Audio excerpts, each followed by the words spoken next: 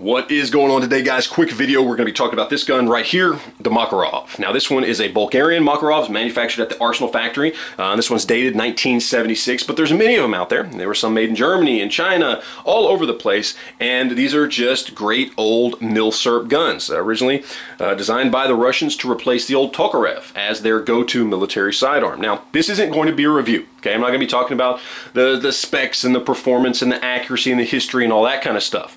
All right, what I want to talk about here is looking at this gun from the perspective of, if you find yourself on a budget, is this a good option for a defensive tool? I certainly think it is, depending on your budget and your situation, but let's have a little discussion about it and you can judge for yourself. Now, real quick, just in case for some reason you don't know, you haven't watched the thousands of reviews and videos online about these guns, this is a steel gun, hammer fired, safety decocker, double action, single action, okay? Magazine release is the old school style, European, with that button at the bottom. So that's something to think about. Fires from a single stack magazine, holds 8 rounds plus 1 in the chamber, so 9 rounds of 9mm Makarov, or 9x18, kind of the middle child out of the 9mm family. So it's bigger than .380, but smaller than the 9mm we know here in the United States. The ammo itself is pretty cheap, okay? This is some Monarch that I picked up for $10.99 a box at Academy. This is Russian-made ammunition. It's what this gun was desired to fire. Cheap, Russian-made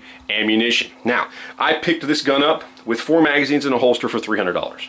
Now, I will say that usually when you buy one of these, you don't get 4 magazines. My local gun shop had the 2 extra magazines and they just gave them to me. That was very nice of them. They didn't have to do that, but they did. Usually, you'll buy the gun, 2 magazines, and a holster. In fact, right now at JG Sales, you can pick these up for $299.95. Now, you are going to pay a little bit of shipping and your FFL transfer fee. So I would say reasonably assume to pay $350 for the gun, a holster, and 2 magazines. And it's going to be a milsurp gun, so it's not going to be in perfect condition, okay? But we are talking about a tried and true design, a military combat sidearm. So obviously that's going to add some weight to its use as a defensive gun. Now, that's a pretty good deal. I mean, combat effective sidearm for $300 to $350. Right off the bat, you should be saying, damn, that's good. All right, sure, single stack, kind of an odd caliber, but still combat effective tool. But obviously you have to compare it to some other stuff out there on the market, maybe some of the more modern stuff, because there's other surplus stuff we could compare it to, the P83, the P64, the CZ82, the old Tokarevs, and those are all going to fall into that $250 to $350 price range.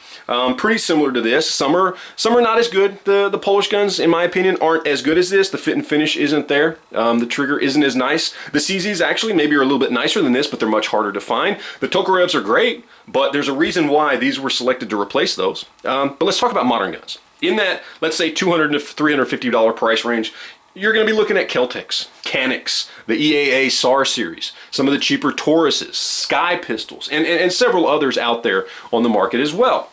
And a lot of people are going to say, well, those are newer guns. Maybe they have double stack magazines, so they hold more ammo. Maybe they're polymer, so they're lighter. But again, are any of those guns designed to be military sidearms? Do they have a 5-decade-long history of serving the military as a good combat sidearm?